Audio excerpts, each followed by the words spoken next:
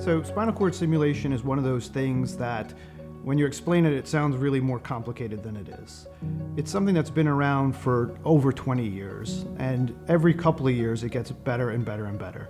In its simplest form, a spinal cord stimulator is a device like a wire that you put on top of the spinal cord or the nerves, and it delivers a little bit of current or magnetic field, and it basically turns down the pain volume. So if you might imagine you have back pain or you have leg pain, and the pain is going from your legs through your spinal cord to your brain. And the perception of pain is really your problem. It's something that's not really broken and needs to be fixed, but it's painful. It's already been fixed and it's still painful. So we put this wire on top of the spinal cord. It delivers a little bit of current, and you can adjust it, and it takes that pain from a 9 or a 10 and it can bring it down to like a 2 or a 3, sometimes even lower, most ideally. And so it sounds complicated, but it's actually very straightforward. It's a same-day procedure. And if you really had to compare it to something, you would think about a pacemaker. So pacemaker is a battery with wires that go to the heart, and this is a battery with wires that go to the nerves. So it's the same kind of technology. When you think of it that way, you realize how similar it is to a pacemaker. The thing I like the best about spinal cord stimulators is that you get to do what's called a trial. And a trial is like a test. We put in a temporary wire, and it's there for a couple of days, and while you're at home, you do all the things that cause your pain, things that might make your pain worse. You do them all. And this wire is delivering that little bit of current and turning down that perception of pain, and you get to see how well it works for you. And after 6 days, we take out the wire in the office, and we ask you, how well did it work?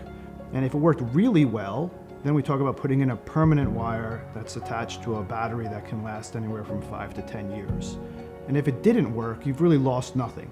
You can still go on to any other procedure that you might have been considering. So this is an opportunity to do like a dry run to see if it works before you commit to getting it. And quite frankly, that's unlike any other procedure that I can think of where you either do it or don't do it. It either works or doesn't work. In this case, you get to try it, see if you like it, and then decide to get it if you do.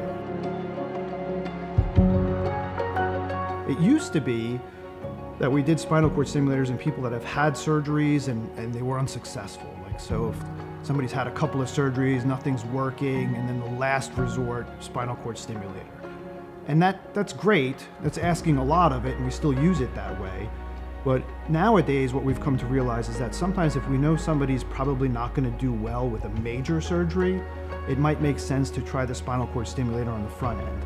And so you do this easy thing, and if this gives them 90% of the relief thereafter, then do the stimulator first rather than putting them through risky, extensive surgeries, only to find out that you really end up with a spinal cord stimulator anyway.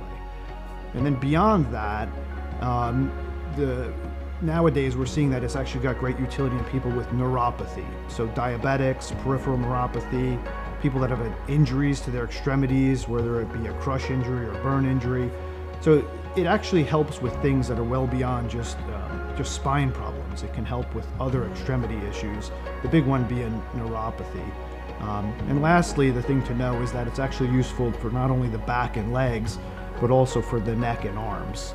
And so essentially can cover your entire body except for your head.